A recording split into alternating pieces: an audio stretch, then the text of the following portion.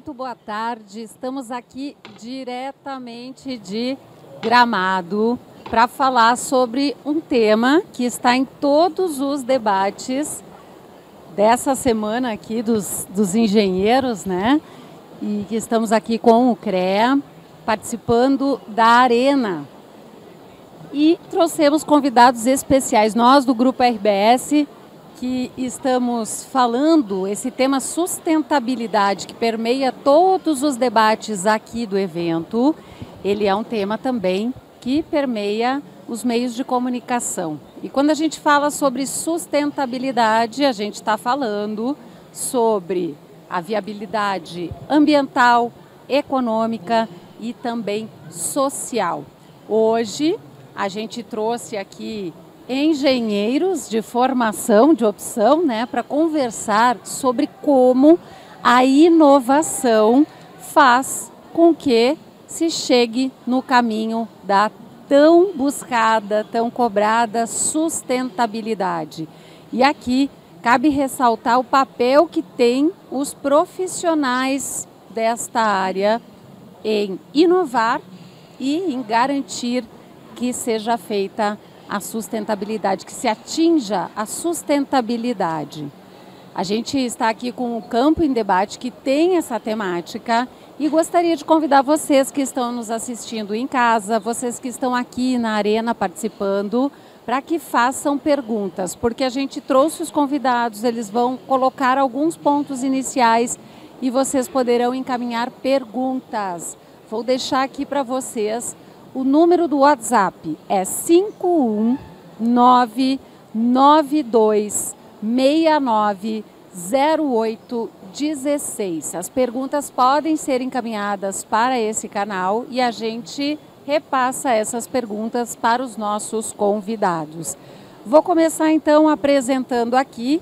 Eu tenho à minha esquerda aqui a secretária Marjorie Kaufmann, que é engenheira florestal, doutora em geociência, é agraciada, inclusive, o ano passado recebeu a medalha, né, Assis Brasil, na modalidade relacionada à sustentabilidade. Quer dizer, uma pessoa que tem as credenciais para falar um pouquinho sobre como o incentivo público, as políticas públicas podem levar a inovação, à produção, ao campo e também garantir com isso a sustentabilidade. Toda vez que eu encontro a Marjorie, eu tenho que destacar também, né, Marjorie, a maior qualidade da Marjorie, que é ser lajadense, né, ter nascido em Lajeado. Nós somos conterrâneas, né, Marjorie? Sempre importante destacar isso, né?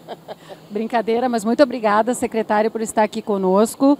A gente vai começar os trabalhos contigo, mas antes eu gostaria de apresentar também o Luiz Vilvock, que é engenheiro agrônomo de formação, doutor pela Universidade Federal também do Rio Grande do Sul, é coordenador da Rede de Inovação do Agronegócio e head do celeiro Tecnopuc.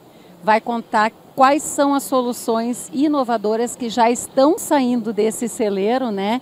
E o quanto a gente ainda tem para avançar na solução de problemas que são problemas que exigem soluções customizadas. Muito obrigada, Luiz, por estar aqui com a gente. O Luiz vai falar depois da secretária e a gente quer lembrar que o mais importante do Campo em Debate é a participação. Então, encerrada a parte da apresentação dos nossos convidados, a gente vai abrir esse espaço para as perguntas e contaremos também, logo mais, com a participação do Ratan Lau na composição da nossa mesa.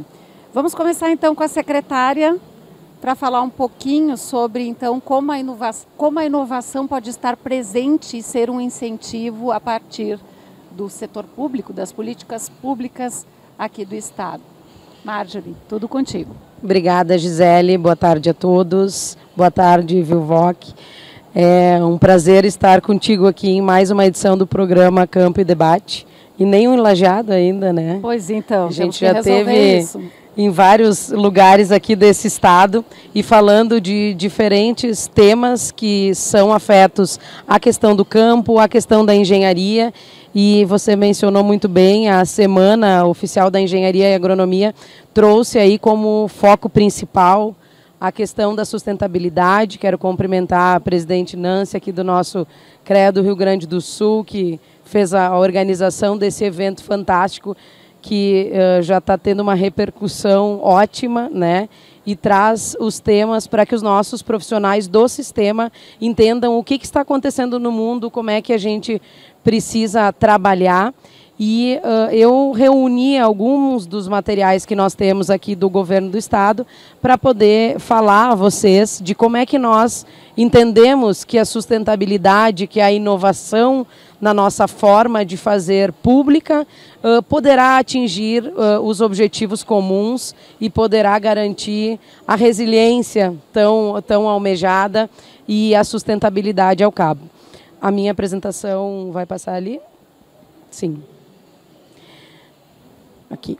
Então, preparei esse resumo e antes de iniciar, para os que nos assistem, eu sou secretária de Meio Ambiente e Infraestrutura do Estado do Rio Grande do Sul. A nossa secretaria une as pastas de Meio Ambiente e de Minas e Energia, então tem um papel não só da preservação, mas também dos estudos e dos projetos estruturantes para o governo do estado e para que a gente possa ter uma economia saudável.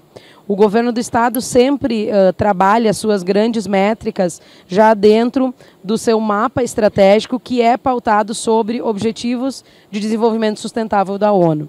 Então, partindo desse pressuposto, a gente já elenca tudo aquilo que a Gisele mencionou com relação à necessidade de ser ambientalmente correto, de ter uma inserção social adequada e, obviamente, de ter uma sustentação econômica que vai dar condições a essas boas práticas terem a sua permanência e serem saudáveis para todas as populações. Então, dentro dessas linhas básicas, nós encontramos os projetos da Secretaria sempre norteados na busca, e aí principalmente dentro do eixo de desenvolvimento econômico inovador. E daí tudo a ver aqui com o nosso tema, e nós entendemos que o que a gente poderia resumir e que traria os pontos principais para dentro da nossa pasta, trata da questão de sustentabilidade ambiental, de transição energética e de mitigação de mudanças climáticas, que, ao meu ver, é algo que é inovador pela forma de fazer, mas não é inovador, não é pela forma de fazer, é pela forma de olhar as práticas que já eram executadas. Então, estamos sob 4 grandes pilares na Secretaria: o saneamento, a inovação ambiental, a comunicação e o clima.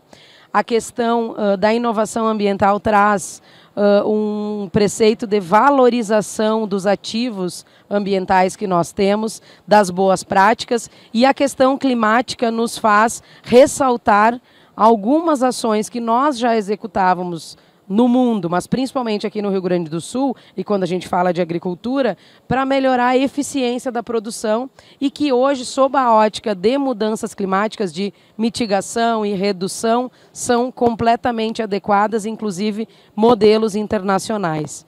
E por que a gente olha tanto isso?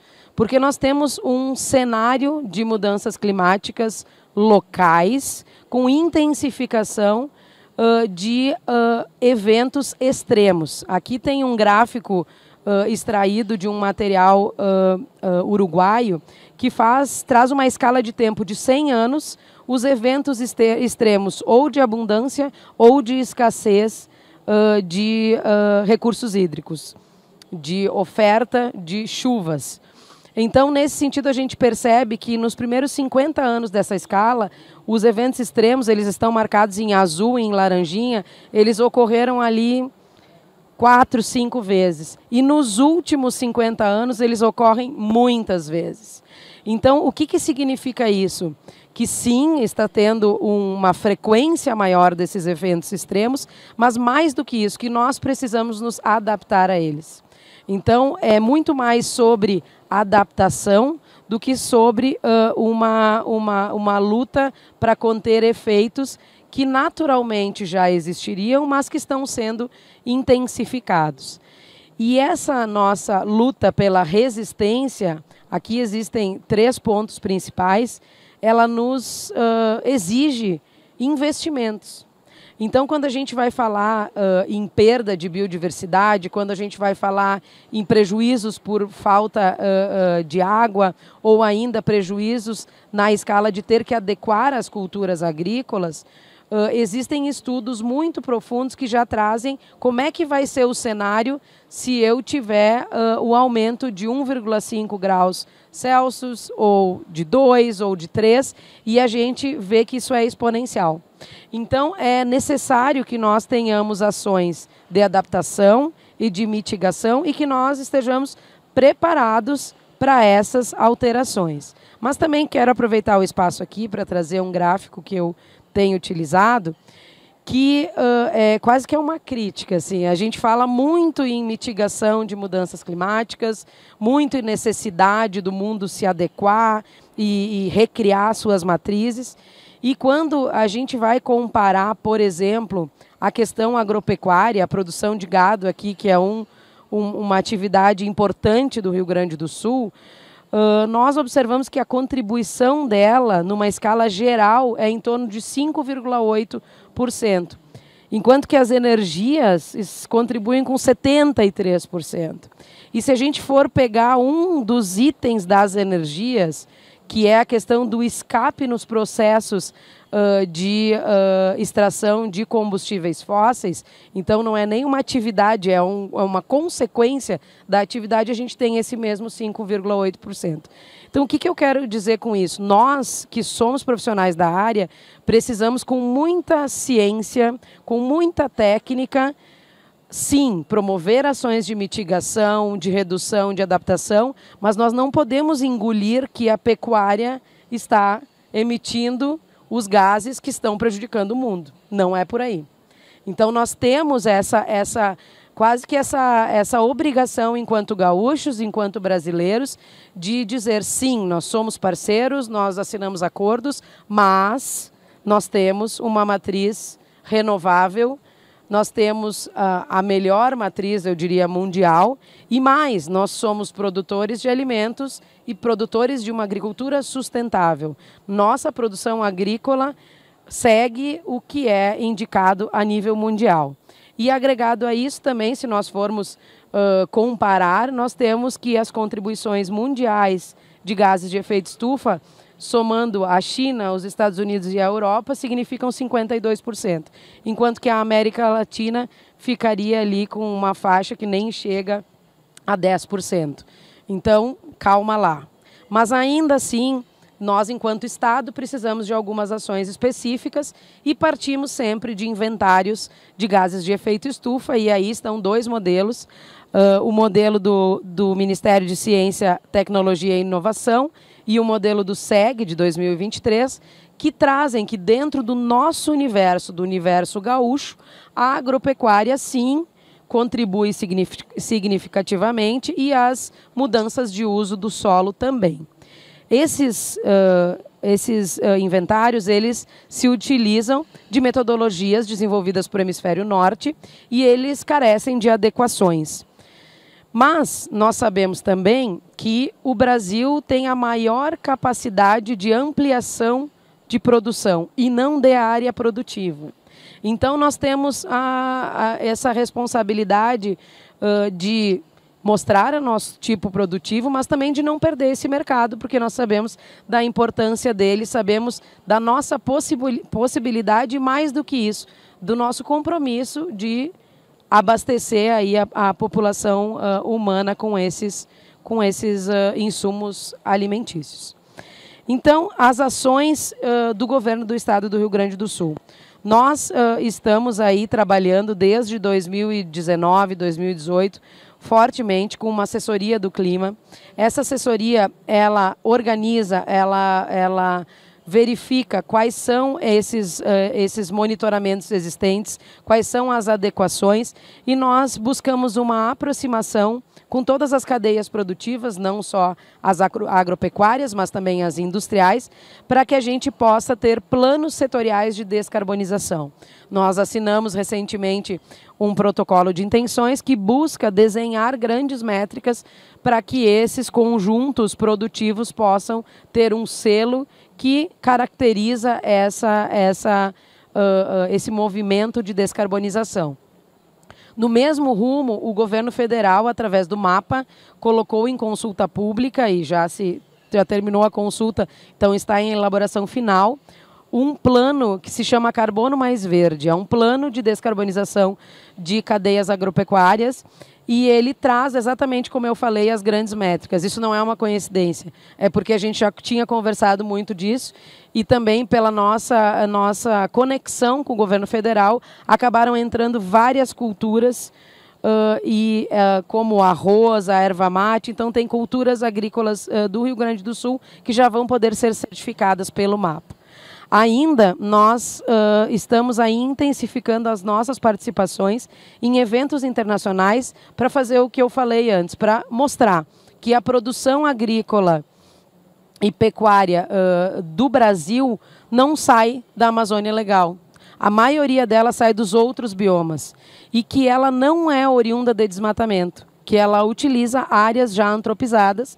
E mais do que isso, aí a parte da parte ambiental, que a gente é tão criticado, que nós temos regras ambientais muito rígidas aqui no Brasil, e que para a exportação é preciso que se tenha o cumprimento dessas regras, e não só para estar ok, mas para poder acessar mercados, e isso faz com que as nossas cadeias produtivas sejam sustentáveis. Nós fizemos também um rápido levantamento com relação ao Plano ABC+, que é o plano de expansão das formas de manejo de agricultura de baixo carbono, e numa conta rápida, a expansão de 4,6 milhões de hectares com essas técnicas de manejo vão representar a mitigação, ou seja, a compensação de 75 milhões de toneladas equivalentes de CO2, e isso representa a produção de gases por 10 anos das maiores cidades gaúchas. Então, a agropecuária, a agricultura, ela é a única atividade que tem grandes capacidades de mitigação. As outras atividades vão ter capacidade de redução de emissão, mas de mitigação são poucas, e nós temos no nosso DNA a agropecuária. Então, acredito que nós precisamos usar isso de uma forma muito inteligente para agregar valor e também melhorar as nossas condições de comercialização. E, por fim, eu trouxe aqui algumas iniciativas que são da Secretaria de Meio Ambiente e Infraestrutura. São iniciativas inovadoras porque trazem startups, trazem conceitos novos, e como tudo que traz conceitos novos tem as suas dificuldades de implementação. Então, o primeiro aqui é o EstimaGás. O EstimaGás é um software capaz de estimar as emissões de aterros sanitários. Ele foi desenvolvido pela UERGS, do Governo do Estado, e ele foi testado em Minas do Leão, e ele vai ser disponibilizado para todos os municípios para que possam compor os seus inventários de emissões. O PSA, que aqui está como uma inovação, mas não é uma inovação se a gente pensar que ele foi criado lá no Código Florestal Federal em 2012, mas ele é uma forma de valorização dos ativos ambientais de preservação, como eu falei anteriormente, e ele nos traz o ganho econômico imediato, que é o que sustenta essa cadeia e fortalece a preservação. O AgriGooders também é um acordo de cooperação que nós temos da Secretaria com uma empresa de startup, e esse programa ele transforma boas práticas no campo em moedas verdes que podem ser comercializadas aí, principalmente nos shoppings virtuais de compra de adubos, enfim, ferramentas e tudo mais. E por fim, o Campus do Sul, que é o nosso programa de certificação de boas práticas de manejo na pecuária, e que tem o principal objetivo a conservação do Pampa, que a Gisele gosta do Pampa, então vou falar aqui do Pampa. O Campos do Sul... Um ativo importante do Estado, né, secretária? Muito. Na verdade, boa parte das pessoas que acabam consumindo a informação também querem, acho que é um espaço diferenciado aqui do Rio Grande do Sul, né, Acho que sim. Acho não, tenho certeza. O Rio Grande do Sul, então, dentro do Brasil, é o único que tem o bioma Pampa, que é esse bioma de feição campestre, e que tem a particularidade de ser um bioma resultante da ação antrópica da pecuária extensiva. Então, isso já traz toda a diferença. Todavia, outras atividades agrícolas têm recebido, têm ampliado a sua capacidade econômica de venda, outras culturas. Então, o Campos do Sul tem a intenção de certificar e depois valorizar esses ambientes para que a gente possa equilibrar e manter essa feição campestre, essa fitofisionomia interessantíssima aqui do nosso estado, e está sendo desenvolvido desde o ano de 2020 pela Secretaria.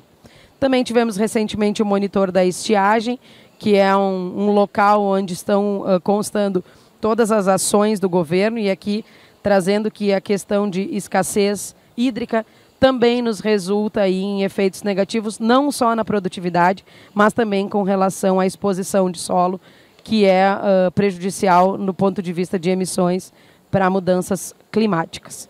Mas, dentro dos nossos desafios para as nossas mudanças comportamentais e ações, e ontem nós falávamos muito disso quando eu fui pensar, o que eu vou falar lá no painel de inovação, com certeza o Vilvoc vai falar muitas outras inovações, porque a academia tem essa capacidade de ser mais catalisadora dessas ações. Mas eu acho que a inovação que nós precisamos implementar é adequar, calibrar as nossas formas de mensurar a nossa produtividade, a nossa sustentabilidade, a nossa questão de emissões e comunicar tudo isso que a gente está fazendo. Então, hoje de manhã nós lançamos a Expo Inter deste ano e lá se falou que a cultura que mais cresce é a inovação no campo. Então, tomara que a gente seja capaz de comunicar tanto quanto a gente inova para o ganho de produtividade, para o ganho da qualidade ambiental, e que a gente possa ocupar um espaço que é nosso de direito, que é de fazer com sustentabilidade as nossas atividades, não só as agropecuárias, mas também as industriais. Obrigada.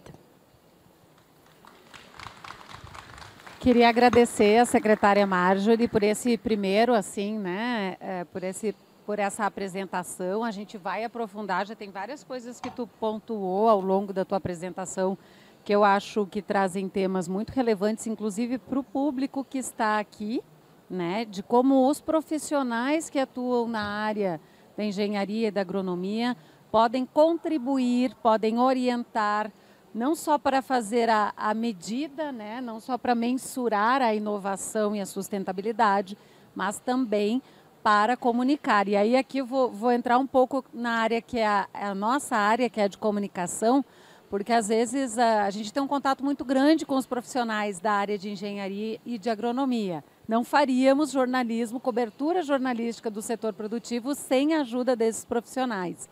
E aí, às vezes pode não parecer, mas uma das qualidades desses profissionais também precisa ser a comunicação, né? Explicar, mostrar. As pessoas não têm obrigação, né, de ter o conhecimento técnico, para isso que afinal de contas há uma formação específica, né? Então, o nosso papel, e digo nosso porque aí incluo também quem é envolvido diretamente com a comunicação, é fazer sim essa tradução, é levar o conhecimento da forma mais universal possível que as pessoas possam ter acesso. Então, às vezes a gente faz umas perguntas que podem parecer meio bobas, meio estranhas, né? Mas são dúvidas, talvez, de quem está lá na ponta, tanto no campo quanto na cozinha, né? Preparando aquele alimento que passou certamente pela mão de um engenheiro, porque para produzir é preciso, sim, ter esse conhecimento técnico. Vou chamar, então, o Vilvoc, lembrando que quem quiser enviar perguntas pode acionar o WhatsApp, é 51, código de área, 992690816. Perguntas a respeito desse tema podem ser direcionadas para os nossos palestrantes. Viu, Voc? Conta pra gente quais são as novidades que estão saindo do celeiro de inovação aqui do Rio Grande do Sul. Lembrando, a secretária falou hoje, teve o lançamento da Expo Inter, 46ª Expo Inter, e se perguntou durante o evento ao governador do estado, Eduardo Leite, sobre o hub de inovação que se quer criar e que se está construindo para ser apresentado na exposição. Viu, Voc? Tudo contigo agora. Obrigado, Gisele. É uma honra estar aqui com a secretária Marjorie, né? Colega, ela é engenheira florestal, engenheiro agrônomo aqui, né? E falando de um tema tão importante, né? Uma agenda que está permeando todas as esferas do nosso planeta, né? Todo mundo preocupado. Pela primeira vez nós temos aí um aquecimento a mais de 1,5, né, graus centígrados. Uma ilha no Havaí está sendo sucumbida agora, as pessoas estão se atirando no mar, né? Portugal pegando fogo, Grécia da mesma forma. Então ele é realmente um problema, né, planetário, e nós precisamos atuar, né, não só na mitigação, como também na reversão desse processo, né? Então, agradecer muito também ao convite do CREA e Confea nesse super evento aqui que eu vi hoje de manhã, cheguei um pouquinho mais cedo, né? Mais de 5.000 engenheiros, agrônomos, civis, todos os engenheiros aqui, né, geólogos, enfim, né, reunidos para debater assuntos absolutamente pertinentes para um país da nossa envergadura e da nossa responsabilidade global também, né? Quero te parabenizar, Marjorie, pela tua exposição e pela preocupação e, sobretudo, por ver que o Estado está atento e agindo, né, ao encontro dessas necessidades para serem sanadas, né? A minha fala ela vai ser um pouco complementar, como tu dissestes, né, e eu trago muito a experiência que a gente vem desenvolvendo lá no Tecnopuc, mas também reverberando para todo o Estado. Hoje a rede de inovação do agronegócio do Rio Grande do Sul, do qual eu tenho a honra de coordenar, abarca 22 ICTs, instituições de ciência e tecnologia, praticamente todas, né, todas as universidades federais, todas as 4 centros da Embrapa, o próprio DDPA da Secretaria de Agricultura, que era a antiga FEPAGRO, né, faz parte, o SENAI, a CCGL, né, o braço de pesquisa do sistema cooperativista, que abarca 29 grandes cooperativas.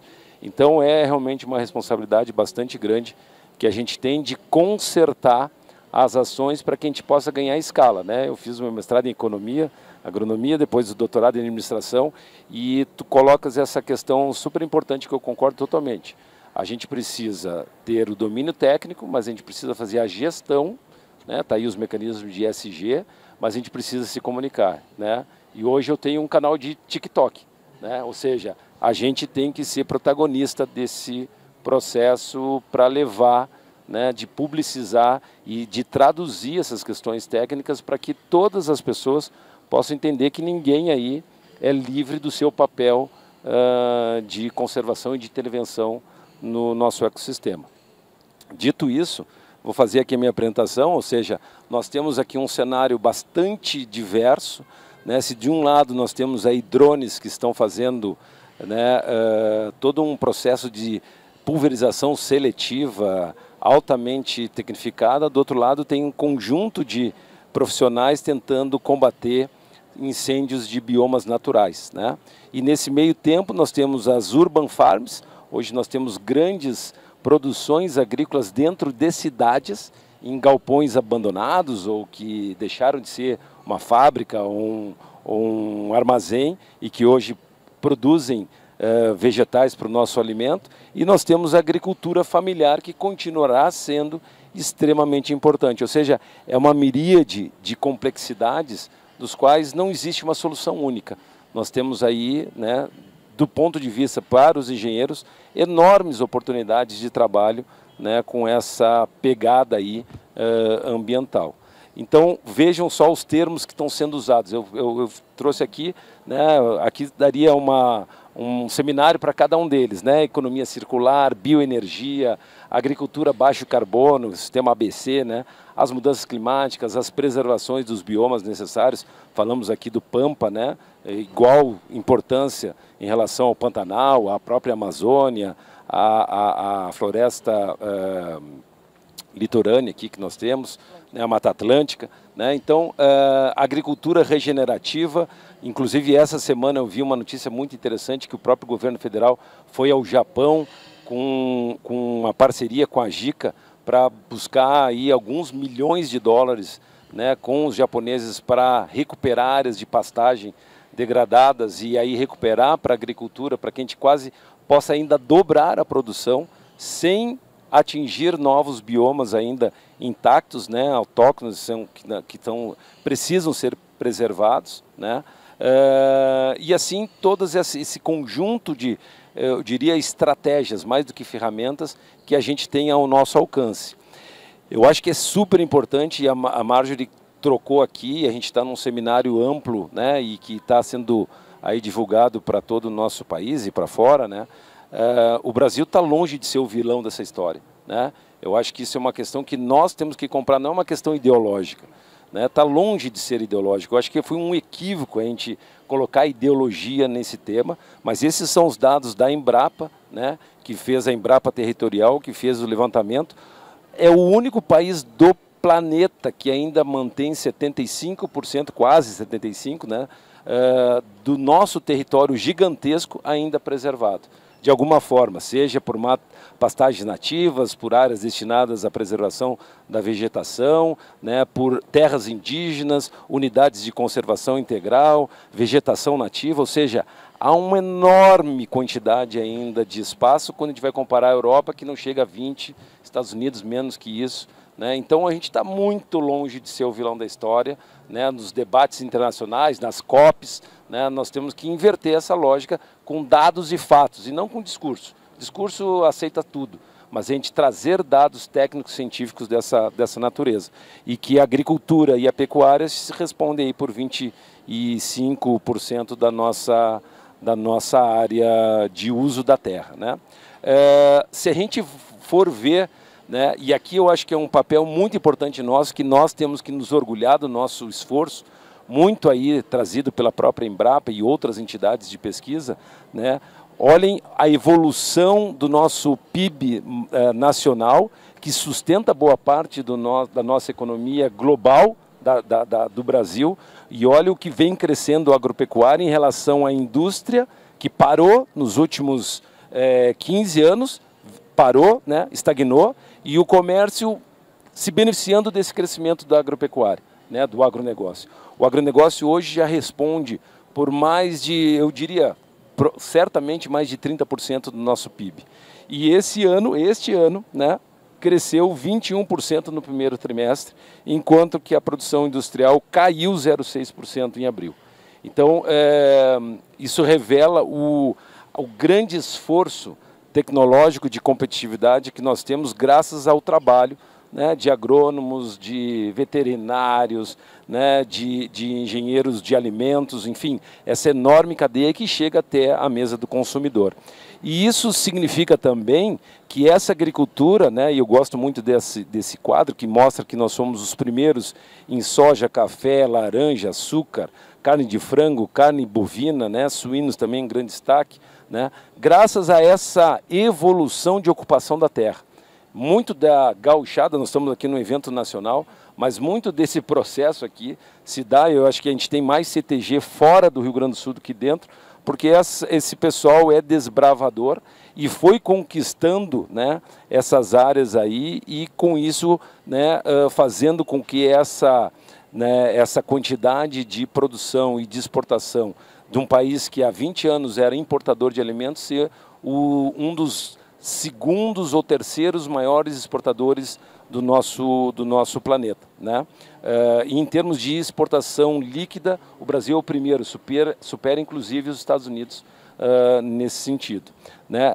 Mas, e aí eu toco a questão que é muito importante, sai aí uma matéria que os extremos climáticos, que a nossa secretária comentou, geram perdas de 300 bilhões de reais no campo, né? Então, os dois fenômenos cada vez mais frequentes, nós estamos saindo do Laninha para agora o El Ninho, vão ter repercussões completamente distintas, com necessidades de estratégia de intervenção completamente distintas. Se nós tivemos grandes secas agora no Rio Grande do Sul, né, muito recentemente, que agora, inclusive hoje, se não me engano, o nosso governador fala em torno de 40 bilhões de prejuízo. 41,3 bilhões eu estava escutando hoje vocês. Pela manhã, eu estava escutando vocês, né?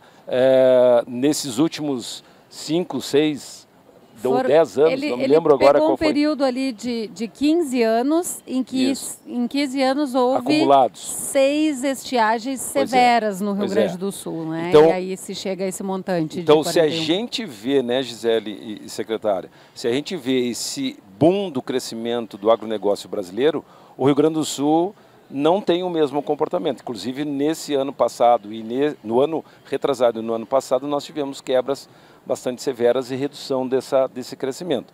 Então, isso vai trazer para nós, né, e aqui o dado que eu queria só trazer, um georreferenciamento das áreas extremamente preocupantes, aí, a região de Bagé, da Campanha, justamente da região do bioma do Pampa, né, e a região norte lá, com grandes problemas e as perdas aí chegando a 7,5 bilhões só no leite, só num ano, né? Então, isso exige de nós um trabalho muito intenso nesse sentido. E eu coloco essa frase: esse futuro não se realiza sem forte investimento em tecnologia inovadora. Aqui eu coloquei aqui um conjunto de tecnologias que estão sendo praticadas, testadas e validadas, mas eu vou um pouco mais longe. Eu acho que aqui, que nós estamos num evento de engenharia, é importante dizer, bom, mas que áreas eu posso me especializar? Então tem da Web 3.0, blockchain, interoperabilidade, agricultura, o agro 4.0, o uso da inteligência artificial, a chegada do 5G, tudo isso está revolucionando. E isso vai provocar, e eu trago aqui só 2 retratos, porque o tempo não nos permite avançar muito mais, a questão da digitalização vai levar a uma mudança brutal no crédito rural, porque vai exigir seguro paramétrico mapeado não por pessoas, mas por equipamentos de IoT nas áreas. Isso vai reduzir custo de seguro ou vai impedir do cara conseguir crédito, se não tiver essa tecnologia. Isso vai ser uma atividade restritiva, ou seja, os bancos, o próprio governo, as políticas públicas vão ter que levar esse aparato tecnológico, porque senão não vai ter crédito para o produtor, né? E o próprio mercado de carbono, que dizem aí a estatística, poderá significar 100 bilhões de dólares no Brasil, só nessa área do carbono, e nós vemos que só um dos sistemas chamado Integração Lavoura, Pecuária, Floresta, para pegar aqui a nossa integração, né, secretária, nós temos já no país 11,5 milhões de hectares trabalhando praticamente agricultura baixa de carbono, agricultura zero, né, nessa consorciação da floresta com as pastagens e a pecuária. E no Rio Grande do Sul, 10%, 1,5 milhão de hectares hoje trabalham em cima do IUPF, né? Isso significa o quê? Quando esse mercado de carbono estiver ativo, significa muito mais valor ao campo. Particularmente, eu vou para a minha última parte aqui na minha intervenção, o que nós estamos fazendo dentro do celeiro Tecnopuc, né? O Tecnopuc está comemorando este ano 20 anos de existência. Nós temos 250 empresas mundiais, a Apple, Dell, HP estão conosco, mas o que mais nos encanta agora, Gisele, são as pequenas empresas de alta base tecnológica. E eu vou trazer aqui alguns exemplos para ilustrar a vocês, não do que tem que ser feito no futuro, mas que está sendo feito no presente. Eu acho que isso é importante, inclusive a própria secretária está participando, a Secretaria da Agricultura, da Ciência e Tecnologia, isso vai ao encontro do que tu provocasses aí da criação do Centro de Inteligência do Agronegócio do Estado. Mas vejam só, vou trazer aqui umas 5, 6 exemplos rapidinho, né? A Safe Farm é uma empresa que consegue, através da pulverização seletiva, reduzir em torno de 95% do uso defensivo, que tinha um forte impacto ambiental, porque isso depois ia para os rios e ia sendo lixiviado eram, né, chamados agrotóxicos, os defensivos agrícolas. Econômico também, né? E um impacto econômico absurdo. Esse equipamento, secretária, em 1 ano de operação se paga. 1 ano de operação só com a economia dos herbicidas, né, e os defensivos, que ele seletivamente só borrifa quando identifica uma planta chamada planta invasora ou planta que não é a que aqui está sendo prestada. Eles estão crescendo enorme, fizeram agora um trabalho enorme em São Paulo, na feira da Cooper Citrus lá, e está crescendo muito, e essa tecnologia nasceu dentro do Tecnopuc. A outra tecnologia que vai ser lançada agora na Expo Inter, estou fazendo aqui um spoiler, é de 2 doutoras em zootecnia, né, umas pós-doutoras em zootecnia, que criaram um algoritmo, elas mesmas alugaram 2 satélites norte-americanos e vão fazer todo um balanço pelo celular do nível ótimo de ocupação das pastagens do Brasil inteiro. Então imagina, o sujeito aqui pode estar manejando e conduzindo a sua propriedade rural com um nível de gramíneas e leguminosas para a ocupação do campo. E com isso fazendo o cálculo da pegada de carbono. E com isso vendendo carne para os mercados internacionais já com uma pegada de carbono, né, gestada no celular do sujeito. Imagina, eu sempre digo, essa aqui é uma das minhas meninas dos olhos, duas zootecnistas extremamente competentes que estão trabalhando dia após noite aí. Uma delas ficou grávida, agora deu uma parada, está voltando. Então o impacto delas é aumento de quase 40% só no leite. Só no nível de melhor gestão por densidade, por foto de satélite, elas calculam a densidade ótima de pisoteio dessa pastagem, que é chamada grazing, vai ser lançada agora. Essa é outra tecnologia espetacular, também é uma engenheira química gaúcha que hoje mora na França, o sócio dela está conosco, e eles criaram a Gisele Fértil, e eu acho, aqui para mim é uma das também outras, né, belezas aí do nosso ecossistema. Elas pegam resíduos de minas, eles estão trabalhando com carvão e ferro e encapsulam potássio. Esse material fica inerte e aí, ao colocar no solo, libera o potássio na velocidade que as plantas exigem. Com isso não há percolação e eles conseguem traduzir uma coisa que era resíduo, né? Nós estamos aí com os impactos que a Vale do Rio Doce teve, né? Esse material passa a ser o veículo de transporte desse potássio no mercado. Imagina o que isso vai representar em termos de impacto ambiental, né, e de melhor aproveitamento do potássio, que é uma dos macronutrientes mais caros que nós temos aí no mercado internacional, né? Tá aí a guerra da Ucrânia, esse era um dos problemas sérios que nós tínhamos. 2 biólogos, então não é só coisa de engenheiro, 2 biólogos. Aqui é perigoso, né? Porque aqui é massa engenheiro. Mas 2 biólogos, né, com assessoria dos engenheiros, eles estão trabalhando, Marjorie, com o que eu chamo de metodologia SaaS. Os softwares as a service, né? Eles estão criando uma colmeia totalmente identificada por georreferenciamento e por qualidade de temperatura e umidade de abelhas nativas sem ferrão. Uhum. E a ideia deles é levar e prestar serviço à polinização de áreas que hoje têm ocupação de abelhas. Esse é um dos problemas seríssimos que nós temos no mundo com o advento dos defensivos, a quantidade de abelhas que vem morrendo. Eles recuperam as abelhas nativas, não são apis mellíferas africanas, sem ferrão, e a ideia deles é levar o campo para aumentar enormemente a produtividade com essas colmeias, né, impressas em 3D. Né? Então é uma tecnologia muito interessante que eles estão trabalhando. Igapó é outra tecnologia que vocês vão ver muito. Ela fez o seu experimento no Hospital São Lucas da PUC.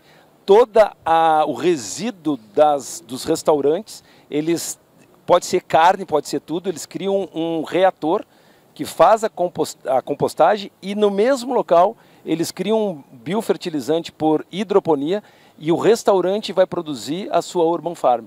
o que a gente chama de ciclo completo. Então imagine o impacto que isso vai representar em termos de restaurantes industriais que vão ter a própria produção de folhosas com os resíduos que sobram, né, ao longo da sua atividade de trabalho. Vilvoc, deixa eu te interromper, mas é que tu está trazendo exemplos, né, concretos de várias São empresas, soluções. Isso aqui não são projetos científicos. Pois é, isso que eu ia te perguntar. São produtos que já estão no mercado ou para ser lançados. Já estão no mercado, 90% com deles. Os fertilizantes, como é o caso daquele ali usado na hidroponia, já certificados e aprovados com registro sendo feito, no mapa. Estão em processo de certificação, obviamente existem etapas nesse processo, né? Mas eles já fizeram o que a gente chama de MVP, as provas de conceito já existem, eles inclusive estão comercializando esse da Igapó, eles estão comercializando um produto que eu levei para casa para borrifar minhas plantas do meu apartamento.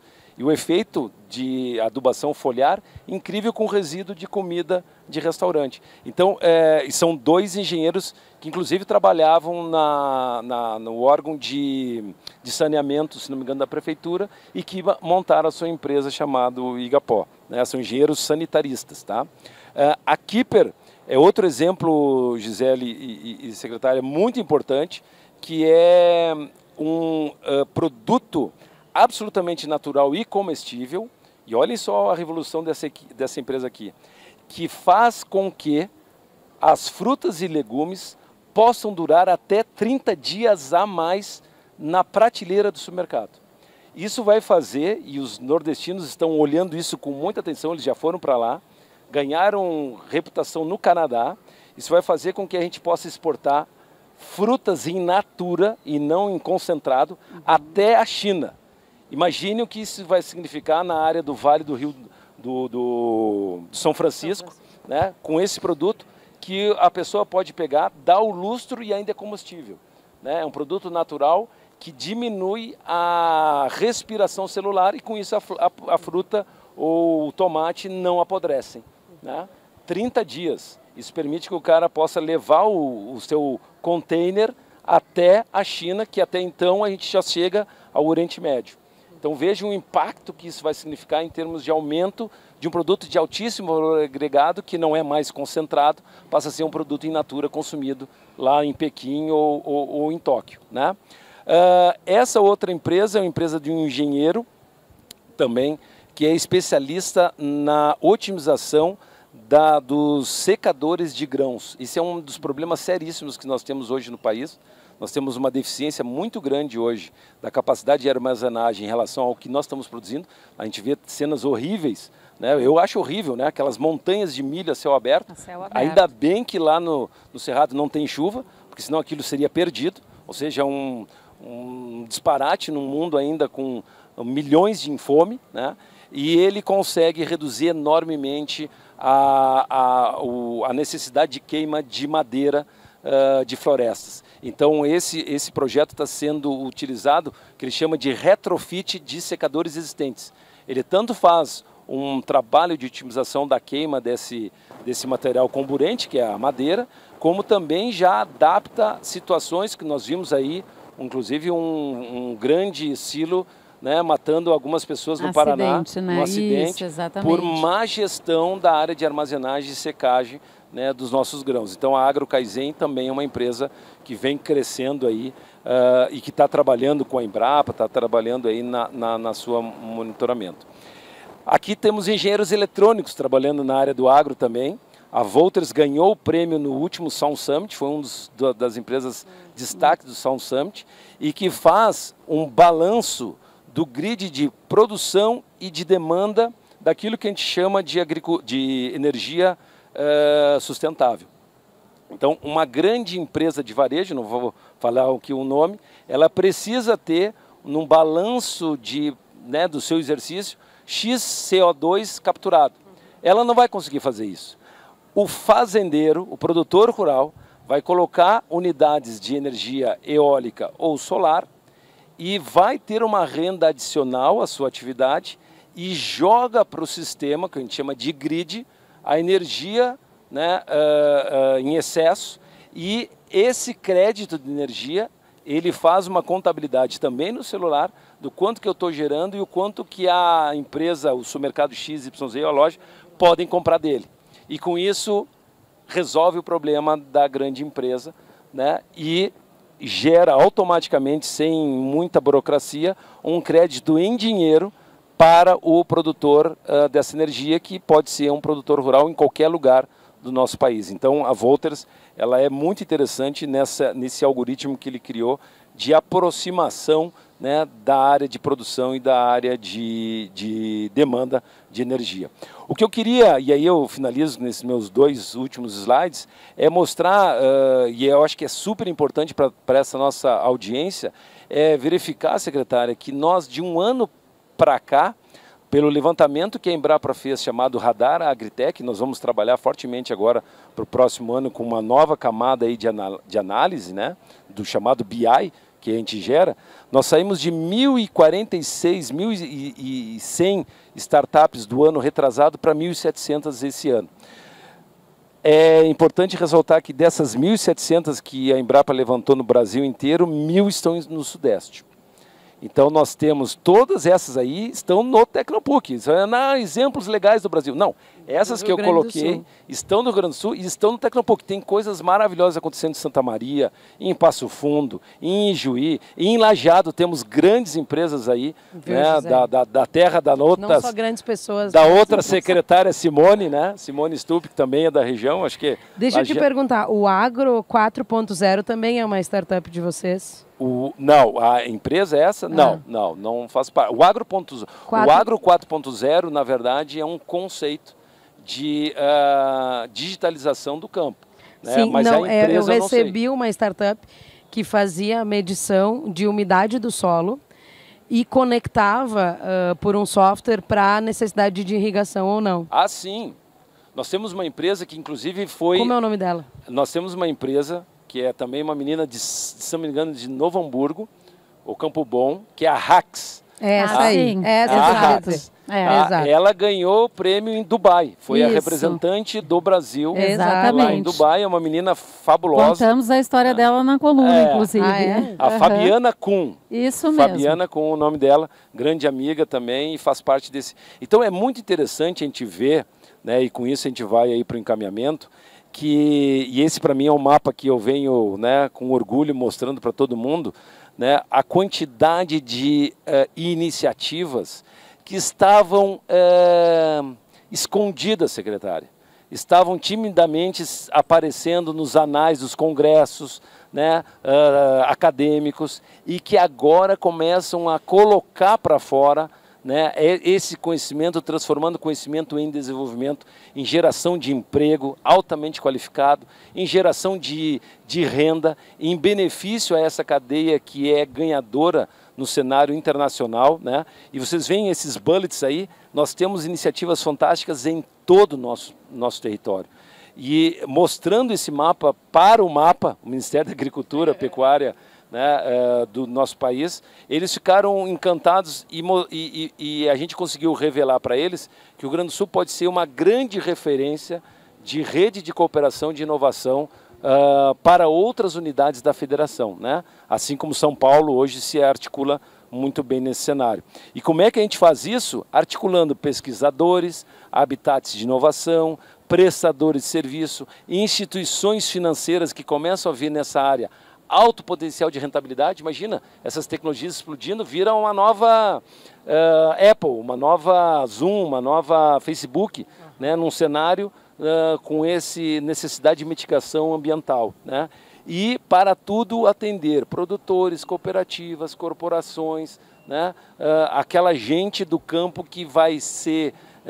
e por isso foi muito importante a gente estar com as cooperativas, porque nesse simples assinar, eu tenho hoje acesso para fazer prova de conceito dessas tecnologias a 178 mil famílias produtoras rurais do Rio Grande do Sul, que era uma dificuldade. Esse pessoal tem pouco dinheiro, então tudo que eles consomem está na bancada, está no desenvolvimento do algoritmo. Não tem como fazer extensão. Precisa da Emater, estou vendo aqui os colegas da Emater, precisa dessa rede de amparo, precisa da comunicação para levar isso para esses produtores, porque nós temos tecnologia nossa, de altíssima qualidade, né, para melhorar a vida e trazer maiores benefícios econômicos, sociais e ambientais dentro dos objetivos, né, de desenvolvimento sustentável da ONU.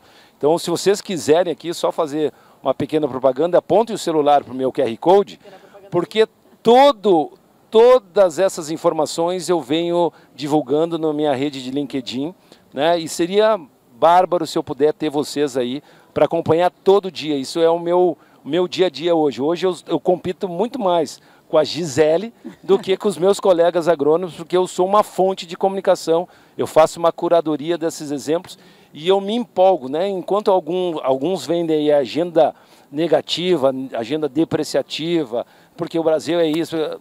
Gente, vamos parar com essa síndrome de vira-lata. Vamos começar a mostrar o potencial dessa enormidade de talentos que nós temos, né? De gente muito séria, muito competente, que está fazendo coisas maravilhosas e que precisa, às vezes, do empurrãozinho de um banco público, de uma agência de fomento, do governo para fazer o seu licenciamento, né, para agilizar o processo que a gente chama de custo de transação, porque boa parte deles acaba morrendo sem necessidade, porque falta aquela última milha, né? Aquela última milha tão custosa, mas ele não tem mais fôlego. Eu precisava daquela outorga que demora 2 anos para vir. Em 2 anos, se ele não faturar, né? Se 2 anos ele não faturar, ele vai pegar um concurso, ele vai ser gerente de uma empresa e ele vai desistir de ser um empreendedor nessa área. Obrigado e passo a palavra para ti de novo, né? Foi um prazer estar aqui com vocês. Obrigada, professor Vilvoc, obrigada, secretária. A gente queria lembrar que se vocês que estão aqui nos assistindo na plateia tiverem alguma pergunta, tá? O meu colega Luiz, que está levantando o braço agora, está com o microfone, vocês podem fazer perguntas. Enquanto o senhor se aquece aí para a sua pergunta, eu vou começar fazendo uma pergunta que vale para vocês dois e que conversa com os profissionais aqui inseridos nesse debate, que é: inovar é algo caro? Porque você falou sobre os colegas da Emater, né, que prestam assistência técnica muito importante para levar lá na ponta, no pequeno produtor. Inovar é só para quem tem dinheiro? Ou então ainda a gente pode pensar em inovação versus custo ou investimento, né? Queria que vocês falassem um pouquinho sobre isso. Custa caro?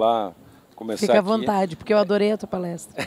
E agora eu vi porque tu é tão feliz, assim, porque fica ali vendo só inovações. Eu sou o lado bom da história aí, né? Mas tá tudo explicado. E parece que a gente combinou o discurso, né? Mas com certeza, com certeza. Mas olha, essa tua pergunta ela é muito interessante, né? Porque a gente fala, qual é a diferença? Eu tenho, além disso, né, como bom professor, os meus alunos dizem assim: professor, o senhor só dá aula, não trabalha? Então eu trabalho e também dou aula. Então para os meus alunos eu falo, né, qual é a diferença entre inovação e invenção? Inovação é uma invenção que deu certo no mercado, ou seja, tem interesse e tem gente que está disposta a comprar e manter aquela invenção, que é uma descoberta científica, né, uma pesquisa acadêmica aplicada, né, e voltada para um mercado para a resolução de um problema real com alta relevância. Né? E aí que vem esse mundo que eu acho que o Brasil está pegando o tranco, né? Finalmente está pegando o tranco. Vocês veem 1.700 empresas desse tipo, eu falei 7, 8. Imagina aí que 50% tem o mesmo nível de competência, nós estamos falando em 800 novos negócios de alto potencial. Qual é o grande problema? O grande problema não é a tecnologia, porque ela está aí acessível. Esse é o papel das universidades hoje, ou dos centros de pesquisa, como uma Embrapa, né? Que hoje não pesquisam pela pesquisa somente, né? Elas precisam buscar linhas de autossustentação. A própria Embrapa, eu venho discutindo isso de forma muito aberta, a própria Embrapa, por tudo que já fez no país, ela podia ser uma empresa tão milionária quanto a Petrobras. Mas como tem aquela ideia que tem que dar tudo de graça, ela é uma empresa pública e não sei o quê, né? A gente confunde essas coisas, né? Eu acho que a gente tem que começar a dosar, a trazer o lado de gestão e de mercado, de marketing, para que a gente possa, dentro desse mercado bem concorrencial, que não é uma empresa nem duas, né? A gente vivia das multinacionais aqui, eu não quero com isso acabar as multinacionais, elas vão trabalhar assim como uma montadora que tem vários sistemistas. Né? Nós temos aqui no Rio Grande do Sul uma empresa que tem várias empresas que se alimentam e alimentam essa cadeia. né? Esse lado do agro é a mesma coisa. Então as agritechs, elas não precisam ficar gigantes, mas se elas trabalharem em rede, e esse para mim é o jogo, o custo que é investimento passa a ser muito melhor. Isso é um lado. O outro, eu sempre uso o exemplo de um tio meu que é médico, muito bem sucedido no Paraná, e que cansou de comprar o seu 30º apartamento com o seu tarefa e disse assim: meu sobrinho, tu que trabalha com esse negócio de agronegócio no campo, meu avô era produtor rural, eu vou te dar vou vender 2 apartamentos, tu arranja aí uns trocos aí eu vou te dar uns trocos para tu investir numas empresas que estão nascendo, porque eu estou vendo que isso aí vai ser o futuro, né? Não me incomodo mais com cano quebrado, telhado não sei o quê, pintura para fazer, inquilino que não paga, eu quero investir em tecnologia e essa garotada. E tu tá junto com eles. Então, Gisele, o que eu quero te dizer, existe uma massa gigantesca de investidores que não entendem nada do agro, gostam do agro, vêm lá na exposição, olha a vaquinha, o bezerrinho, não sei o quê, mas que vêm nessa atividade alta lucratividade. Então, se a gente conseguir juntar essa ponta daquele que estava aplicando na B3, só na Petrobras ou na Vale, e começar a pegar uma parte, não é tudo, porque é risco, né? De cada 10 dessas empresas, 2, 3 vão ser muito boas. Mas é a história do futebol, Gisele.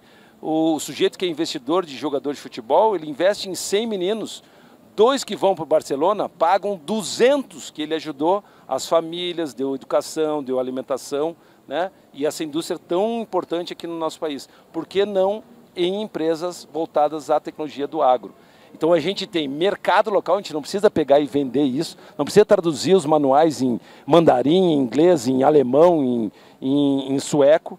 A gente tem mercado local, né? E a gente pode pegar esse recurso de pessoas urbanas e criar fundos de investimento. A gente pode não, já existem, né? Nós temos vários casos. No caso aqui do Tecnopuc, eu vou fazer aqui uma propaganda porque nos apoiam desde o início, a Venture tem dinheiro de grandes empresários que vêm nessas áreas, alta possibilidade de rentabilidade. E está aí, né? Vocês que são engenheiros viram o que tem de desdobramento aí nas economias, no impacto ambiental que isso vai gerar. Então, a gente tem que mudar o discurso do custo. Custa muito. Risco, tem bastante, né? Muitas vão sucumbir porque, né, tem que voltar lá e ver e adaptar. São enormes as condições, a quantidade de variáveis que é legal dentro de um laboratório, porque eu controlo as variáveis.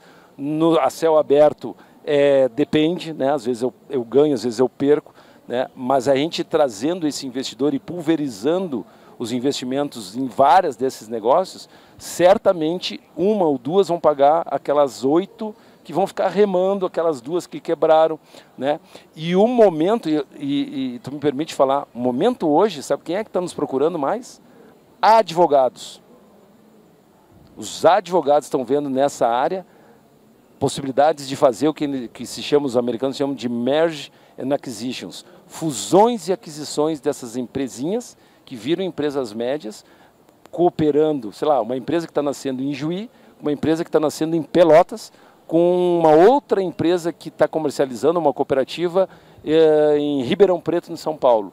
Essas conexões vão dar aquela economia de escala para dar o grande salto dessas empresas. Então, tem muita gente nova chegando nessa área, né? Tem médicos, tem advogados que estão vendo nessa... Peguei 2 casos, né? Mas outras pessoas que estão vendo nessa área uma possibilidade de ganhos econômicos e financeiros muito interessantes, com impacto ambiental e social espetaculares. Então, né, ele pode colocar isso no seu jargão. Olha aqui, ó, não é o dinheiro que eu estou atrás, eu estou ajudando o planeta, eu estou ajudando a criar empregos, eu estou ajudando o produtor rural, eu estou mantendo a taxa de inflação baixa, porque a gente vai ter alimento de boa qualidade, né, e com sustentabilidade ambiental. E esse é um campo maravilhoso que a gente tem que vender com muita força, porque os exemplos estão aí. Não é assim, ó, um plano de metas dos próximos 10 anos. Não, essas coisas estão acontecendo hoje. Enquanto eu estou aqui, os meninos estão lá trabalhando, aperfeiçoando seus algoritmos, aperfeiçoando seus produtos. A área de bioinsumos está crescendo gigantemente. Muito, né? Gigantemente, né, os bioinsumos. E essa revolução está só, eu sempre digo, essa revolução que a gente está falando aqui está só no início.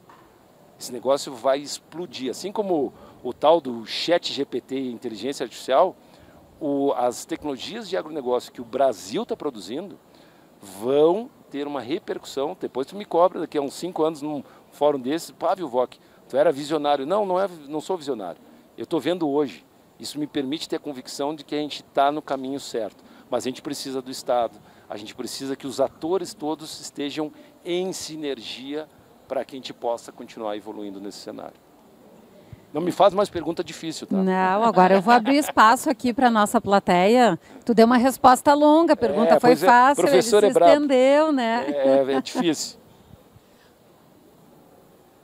Boa tarde a todos, meu nome é Marcelo Steiner, sou engenheiro agrônomo, trabalho na Emater, estou inspetor-chefe da inspetoria do CREA de Santiago. Primeiramente gostaria de agradecer essa explanação que vocês fizeram, obrigado, muito boa. Minha pergunta não é bem uma pergunta, é um pedido para a secretária Marjorie Kaufmann. Secretária, é o seguinte, eu estou trazendo uma demanda que surgiu na inspetoria de Santiago.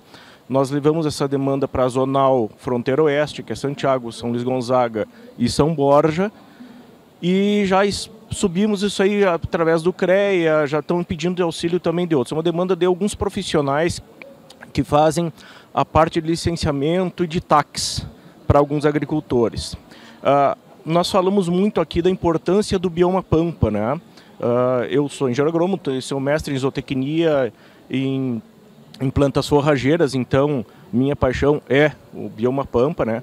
Santiago é dividido um pedaço bioma Pampa, um pedaço Mata Atlântica. Bom, o que está acontecendo? Alguns profissionais que precisam ajudar alguns produtores em TAC, em planos de recuperação ambiental lá na região, sempre que cai um plano de recuperação ambiental é exigido, principalmente no bioma Pampa, é exigido para recuperação ambiental áreas de florestamento no bioma Pampa. Então, essa é uma demanda que está surgindo, que nós estamos levando espécies que às vezes nem são do bioma Pampa, são do bioma Mata Atlântica, para fazer recomposição ambiental no bioma Pampa, né? A pedido normalmente de solicitação da FEPAM. Então, é uma demanda que está surgindo dos profissionais e a gente poderia tentar solucionar essa questão de achar uma outra forma de dessa recuperação ambiental, né? Ou esperar uma recomposição natural, ou um tempo de se recompor aquela área, né? Ou a introdução de espécies que sejam naturais daquela região e não trazer espécies de fora para fazer essa recomposição ambiental. É principalmente essa dificuldade e a gente gostaria que a senhora levasse isso lá para a FEPAM, né? E o que poderia ser feito quanto a isso, principalmente que essa dificuldade está surgindo aí e é mais uma coisa que está ajudando a reduzir ainda mais a questão do bioma Pampa, ainda introduzindo espécies que não são dele. Obrigado. Eu não prestei atenção. Como é que é o teu nome? Marcelo Steiner. Marcelo. Com certeza eu posso e faço questão de levar essa demanda. Eu vou contar aqui um ocorrido. No ano passado, eu recebi um pedido de agenda de uma empresa alemã que queria fazer uma questão de créditos de carbono por recuperação de área e não o crédito em si. E eles queriam plantar mata nativa no Pampa. E aí, quando começou a reunião, eu falei, não, a gente vai primeiro precisar de uma alteração de uso do solo para depois botar a floresta. E aí eles não entenderam nada. Eu disse, não, porque nesse bioma não é isso que a gente vai traduzir em recuperação de área degradada. Eu fico chateada que isso ainda aconteça. Os PRADs, eles são aprovados pela SEMA, não pela FEPAM. Então é para mim mesmo essa demanda. Mas a gente tem uma série de outras iniciativas, inclusive o Campus do Sul, que permite a introdução de algumas espécies de pastagem exótica no inverno para enriquecimento e manutenção da pecuária. Então a gente precisa, de fato, adequar isso, porque eu concordo 100% contigo que esse não é o caminho. E a gente tem outros instrumentos tão importantes de recuperação, como até o isolamento da área, enfim, tem várias outras iniciativas. Então, eu preciso só que tu formalize isso para mim para que a gente possa, inclusive, fazer, de repente, um treinamento em loco, lá na próxima regional. A gente pode fazer um diálogo SEMA-FEPAM e falar disso, porque não é essa a linha de entendimento da Secretaria. Claro que a Secretaria tem mais de 1000 analistas, então a linha de entendimento da Marjorie nem sempre é da discricionariedade lá da ponta, mas não é esse o tipo de projeto, de programa que a gente incentiva, enfim, e busca para a recuperação e manutenção do bioma Pampa. E quero dizer que eu adoro a Emater também, então hoje eu posso te ajudar na Emater, porque acho que é uma baita empresa de extensão rural e que precisa de inovação. Eu sempre digo que eu gosto muito da Emater, mas que a Emater precisava virar a chave e a gente botar gás na Emater, assim, para ela vir para 2023 e conseguir ser mais efetiva ainda. E antes o professor falou bastante dos custos da implementação da inovação. E eu fiquei pensando, e ele mencionou da Embrapa. A Embrapa Terras Baixas tem um monte de pesquisa de pecuária de baixo carbono. Tem, inclusive, pesquisas de resultado de emissão negativo. E nós conversando muito com eles na secretaria e falando, não, a gente precisa certificar isso. E eles, mas daí tem que escrever o artigo coalizar, e aí tem que ir lá na certificadora. Então a gente precisa vencer essa barreira para a gente poder usar esses 10 anos de pesquisa que a gente tem. E aí a inovação também, eu acho que vai, e a gente falou aqui muito de comunicação, a gente tem que parar com esse negócio de que engenheiro não gosta de falar, não gosta de explicar. É verdade. Isso não dá para ser assim. Tudo bem que se a gente se falar aqui 3 palavras a gente vai se entender, mas a gente precisa se fazer entendido pelo mundo. O nosso governador sempre fala, não é o que a gente fala, é o que as pessoas entendem. Exatamente. Então a gente se esforça muito para poder comunicar o que a gente está fazendo. E eu acho que a união de todos esses institutos de pesquisa, aliado à tecnologia, obviamente, que vão conseguir colocar o Brasil e o Rio Grande do Sul em outro patamar. Então, até ali o que eu vi numa das startups que você colocou, tinha a questão da mensuração da energia renovável, né? Na feira do ano passado, ou retrasado, de Hanover, o que mais tinha era isso para a pessoa ter na casa dela, saber de onde vinha a energia. Então, claro que todo mundo ia gostar de saber disso. E aí a gente pega a nossa matriz, que é 80% renovável.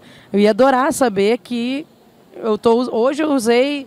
Sei lá, hoje eu usei, a média é 80%, então, hoje eu usei 90% só de renováveis. E posso sair garganteando isso, mas hoje a gente não tem a tecnologia para manter isso mais palatável, eu acho. Acho que é isso. Só se me permite, Gisele, pegando Claro. o gancho aqui da secretária, essa equação da Embrapa, pode ser a própria DDPA, da Secretaria da Agricultura, ou outros órgãos, ela tem que trabalhar, o processo de inovação hoje ele é sistêmico e ele é em rede.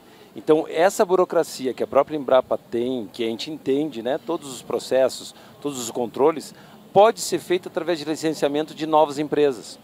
Então, a empresa acelera, a empresa ela tem caminhos, né, ela é mais, a empresa que eu falo é a startup, sim, ela é mais ágil, ela é mais astuta, às vezes ela é mais corajosa, às vezes ela bota... menos burocrática. Ela bota o bode e depois, desculpe, ela pede desculpa, mas a inovação é feita assim. As pessoas pedem desculpa, elas dizem, será que eu posso? Inovação que fica esperando, será que eu posso? Não acontece. Olha o Elon Musk, cria um banzé danado, isso eu vou fazer, depois me prende, depois eu me solto, eu tenho dinheiro para me soltar, sabe? É interessante esse mundo de inovação. A inovação não pede licença, então não ela pede vai entrando, licença, é isso? ela bota o pé na porta, entendeu? Destemida. Aí depois os órgãos que vêm, como é que eu controlo? Não, mas isso aqui está gerando emprego, renda, está melhorando a coisa. Peraí, eu vou achar um jeito de normatizar esse negócio. E aí, às vezes, ela corre o risco de ficar burocrática. Então, é um balanço tênue entre essa ousadia e essa formalização e burocratização necessária quando uma empresa cresce, né? Então, esse balanço que eu acho que tem que ser calibrado, eu vou pegar o exemplo aqui do colega, com essa sensibilidade do governo de entender quem são os atores e qual é o tamanho do impacto que ela vai gerar. Tem risco? Tem. Será que sabemos tudo que está acontecendo? Mas é um campo menor, é uma prova de conceito, vamos ver o que vai acontecer. Eu vou dar um exemplo disso. A vacinação da Covid-19. Quantas vezes e quantas pessoas não tomaram vacina achando que iam virar um réptil qualquer, né? Não falar o termo, né? E a ciência permitiu isso, porque se a gente não fizesse isso, vacinas levavam 15 anos. Exatamente. E nós fizemos vacina em 1 ano e meio. E todo mundo, a OMS fechou um pouquinho o olhinho, a gente ficou, será qual é o impacto? Isso aí vai mudar a nossa genética? Cara, até então a gente pode morrer antes. Então, claro, eu estou pegando exemplos extremos, né, que a gente tem que, né, ponderar, mas que eu acho que esse encontro entre, né, os órgãos de regulação absolutamente necessários e a gente ter campos de observação, do qual o próprio governo, né, aqui estou falando com uma secretária de Estado, né, o próprio governo ele é copartícipe na condução e na validação disso, a aceleração e o custo, facilita, aquilo, né, que é boa parte do custo, se reduz muito e viabiliza essas iniciativas. Queria pegar esse gancho da Até porque é um dos grandes custos, pelo menos da parte das grandes empresas, o que a gente ouve muito um dos grandes custos da inovação no Brasil é a regulamentação, claro, né? É o processo mas legal. Mas eles têm como pagar, tornar... as empresinhas não têm como. Exato, exato. E até queria complementar uma frase que tu falaste há pouco sobre a questão da inovação, que hoje de manhã a Elizabeth Cirne Lima, ao falar sobre essa iniciativa que vocês vão lançar na Expo Inter, disse que ter uma ideia não é inovação, né?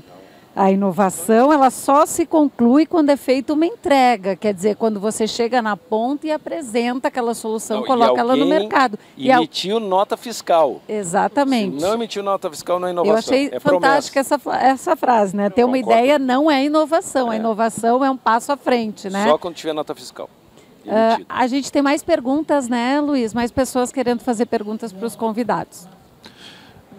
Boa tarde. Meu nome é José Luiz Azambuja, eu sou engenheiro agrônomo, secretária, 41 anos de Emater. Mais um. Trabalhei na Emater 41 anos, tá? E eu queria, na verdade, o Vilvoc fez uma colocação bastante interessante, né, em relação à necessidade da presença da assistência técnica junto aos agricultores, para que eles possam ser orientados, para que eles possam buscar as inovações, para que eles possam ter acesso a isso. E desnecessário dizer para a senhora, porque a senhora disse que gosta da Emater, a importância que tem a Emater como uma empresa do governo do Estado. Ela não é uma estatal, mas ela é mantida pelo governo do Estado. E a nossa principal preocupação, eu como hoje aposentado, fora da Emater, mas tenho acompanhado o que está acontecendo, é em relação ao encolhimento que a Emater vem tendo ao longo dos últimos anos. Para a senhora ter uma ideia, obviamente a senhora deve ter, mas o orçamento da Emater hoje ele é idêntico ao que tinha há 10 anos atrás. Recentemente foi aprovado um concurso, um processo seletivo para recompor, mas ele é absolutamente insuficiente. Eu quero dar um exemplo, me permita só para ilustrar o que eu estou dizendo. Uma das regiões da Emater, Erechim, por exemplo, né, ela tem 12 regiões no estado.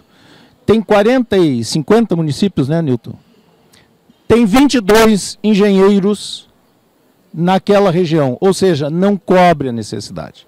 Então eu queria aproveitar o gancho para dizer, primeiro ressaltar a importância e parabenizar as colocações, tanto da senhora, das iniciativas do governo do estado, do Vilvoc, que eu conheço, tenho a grata satisfação de ser amigo, para que o governo do estado pudesse se sensibilizar com isso e investir resgatando a capacidade da empresa de chegar nos mais longínquos rincões com equipe técnica qualificada, que possa se inserir. E aí, quando a senhora fala em virar chave, eu também entendo assim, a Emater ela tem que renovar, ela tem que mudar um pouco a sua ótica, mas ela precisa ter capacidade operacional. Né? Capilaridade sempre. Capilaridade com qualidade, com pessoas qualificadas lá na ponta. Então, mais do que uma pergunta, é um apelo, eu diria assim, né? Para que o governo do estado pudesse olhar com mais carinho. A gente sabe das dificuldades orçamentárias, mas, por outro lado, é um investimento, né? Nós estamos falando aqui em risco, investimento, olhar para o futuro.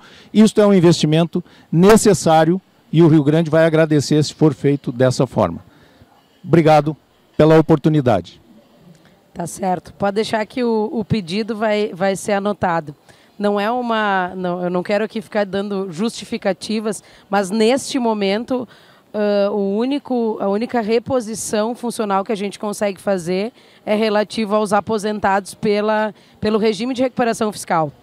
Mas isso não significa que nós não tenhamos que ter planos, porque logo em seguida, quando a gente aprova uma nova tabela de metas, a gente já pode colocar aporte de pessoal. A Secretaria de Meio Ambiente tem se utilizado da Emater demais no plano de recuperação de bacias hidrográficas, que é fundamental para a questão da segurança hídrica e para a recuperação dos nossos recursos que estão aí mais prejudicados. Então, eu também participei em um período da minha vida como contratada de uma força-tarefa da Emater. Acho que é por isso que eu também gosto bastante da Emater, porque além dela dar extensão rural, ela dava aporte a outras secretarias quando se precisava. E naquela época deu aporte para o licenciamento da FEPAM com excelentes técnicos. Então, acho que tudo isso, toda essa inovação, ela só vai chegar lá na ponta, de fato, se tiver a extensão rural. E por que a gente chamou a Emater para nos ajudar no plano de recuperação de bacias hidrográficas?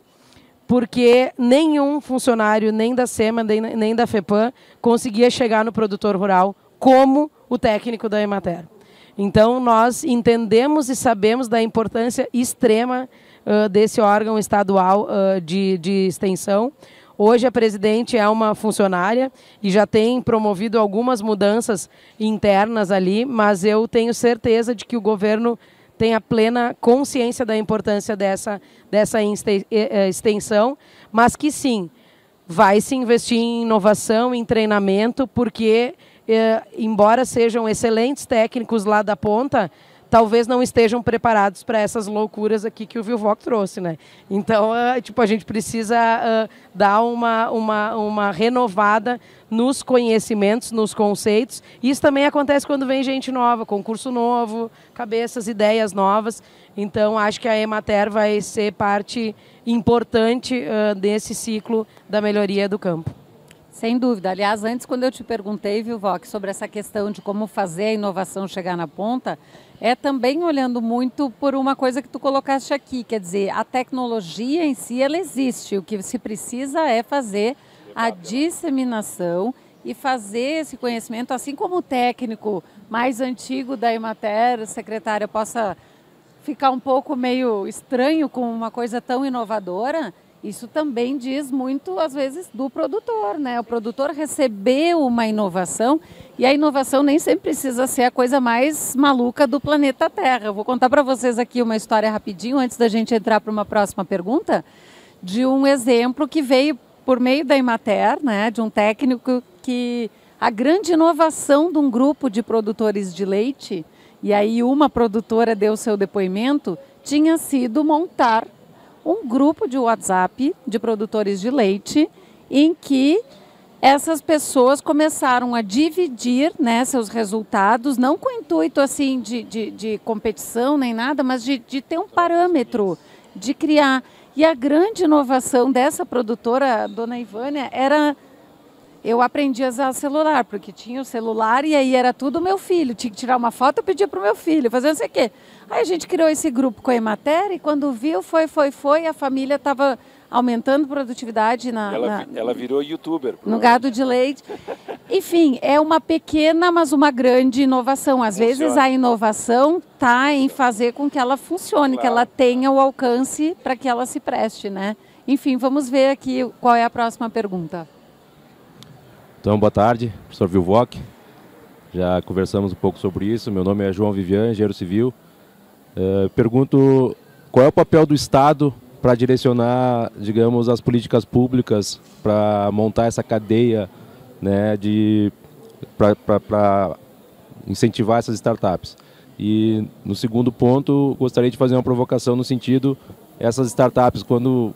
tirando um pouco a startup prestadora de serviço, ou que está levando um serviço, né, para o mercado, mas quando ela está levando um equipamento, como é que tu enxerga essa necessidade de uma cadeia de análise de testes de ensaios ou a cadeia de apoio tecnológico para fazer a certificação e a qualificação desses produtos que estão indo ao mercado, porque a gente sabe que historicamente precisa ir a São Paulo, ir num eixo um pouco mais distante, e aí eu acho que tem o papel do Estado de fazer aportes nesse sentido para aproximar a cadeia de ensaios, para fomentar essa cadeia. A gente tem um exemplo no Estado, que foi a Cientec, década de 80, início da década de 90, com o laboratório de eletroeletrônica, que fez, né, uma alavancagem muito grande na cadeia de eletroeletrônicos, que levou a cadeia de eletroeletrônicos do Estado ao segundo, terceiro lugar no Brasil, e hoje esse laboratório está desativado, e a gente vê aí, pensando assim, até na cadeia da construção civil, fazendo ensaio em São Paulo e no Paraná,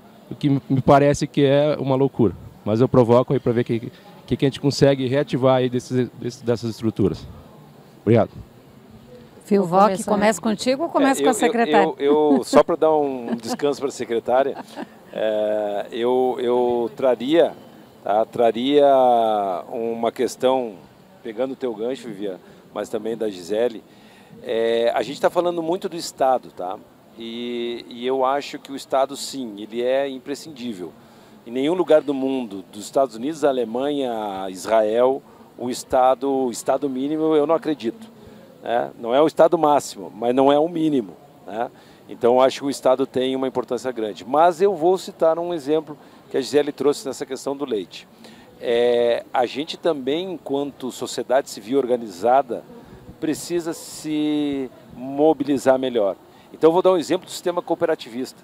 É impressionante, nós vamos falar isso na Expo Inter, já estou fazendo um spoiler aqui, nos próximos elementos, né, nos próximos dias aí, né, daqui a menos de 20 dias, né, um sistema chamado Smart Coop, que eu tive conhecimento, que está revolucionando a atividade, inclusive com extensão rural dos agrônomos, são vários, são centenas, vinculadas às cooperativas. E o cooperativismo no Brasil inteiro, no Paraná então não se fala, está se falando em algo em torno de quase R$1 trilhão de faturamento. 1 trilhão.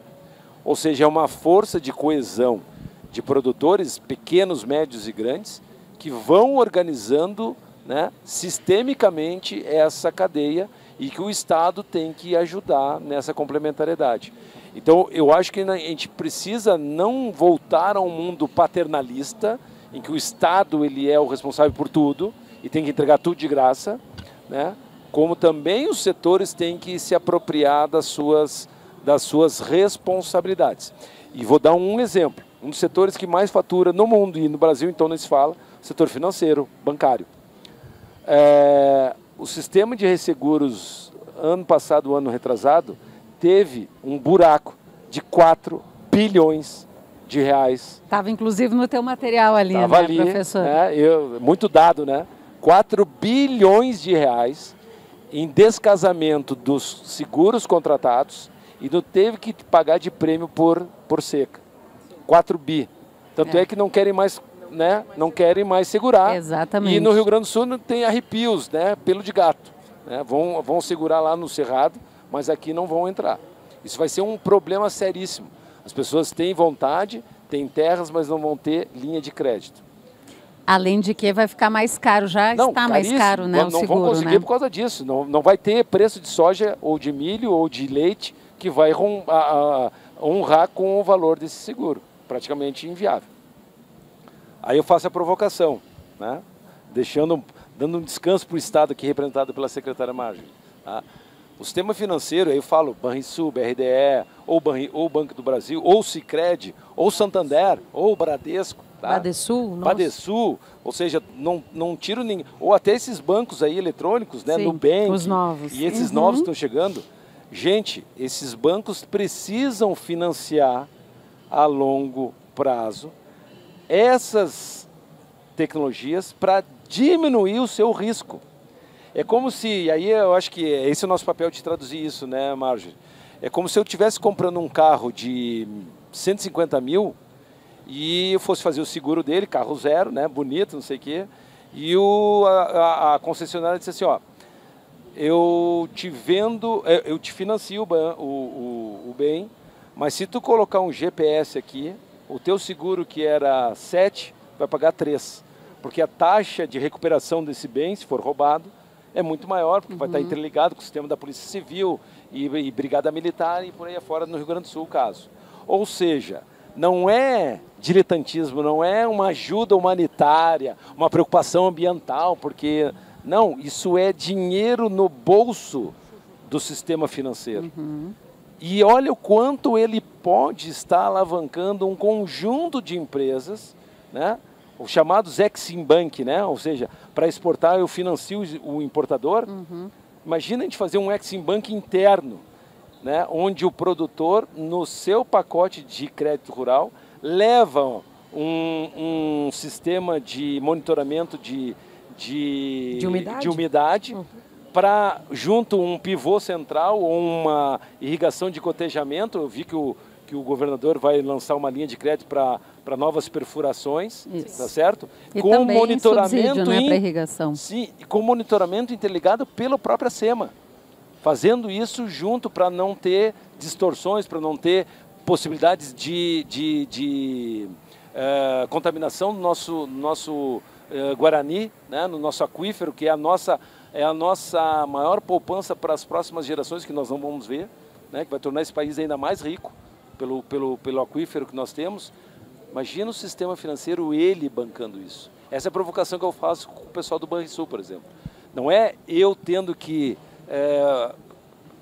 forçar o produtor a entender e ter que comprar mais. Não, eu embuto na minha linha de crédito o teste, a uso. Tecnologia e o monitoramento. Deixa que eu contrato a Emater, deixa que eu, banco, contrato a Emater, eu, cooperativa, contrato esse processo e tu vai ser o usuário de uma tecnologia que vai reduzir o meu risco.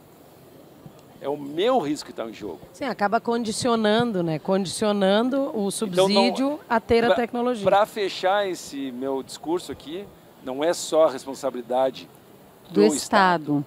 Os setores econômicos que entenderem dessa visão sistêmica vão ver que vão se beneficiar muito mais se a gente trabalhar junto. Universidades, startups, né, Embrapa, Emater, governo, né? Porque a gente tem uma fortaleza na mão que a gente está perdendo externalidades por incompetência de nos comunicar. Aí a gente volta a essa seara da comunicação. Exatamente.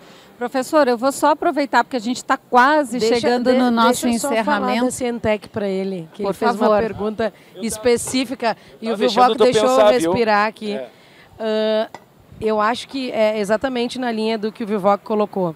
Para que a gente tinha Cientec, FEPAGRO, laboratório da FEPAM, laboratório do DAIR, laboratório da UERGS? Talvez em algum momento isso fosse necessário. Hoje, o antigo laboratório da Cientec está sendo ocupado e reformulado pela UERGS e vai receber também o laboratório da FEPAM. Então, na verdade, assim, não há uma desmobilização por completo, mas há uma otimização dos recursos públicos. E houve um momento em que o público precisava ter muito aporte. Hoje em dia a gente olha isso de novo e pensa o quanto custa para nós, para cada um dos contribuintes, manter aquela estrutura para uma pesquisa que antigamente era pesquisa por pesquisa. Hoje a pesquisa tem que responder um problema, tem que ter um recurso específico.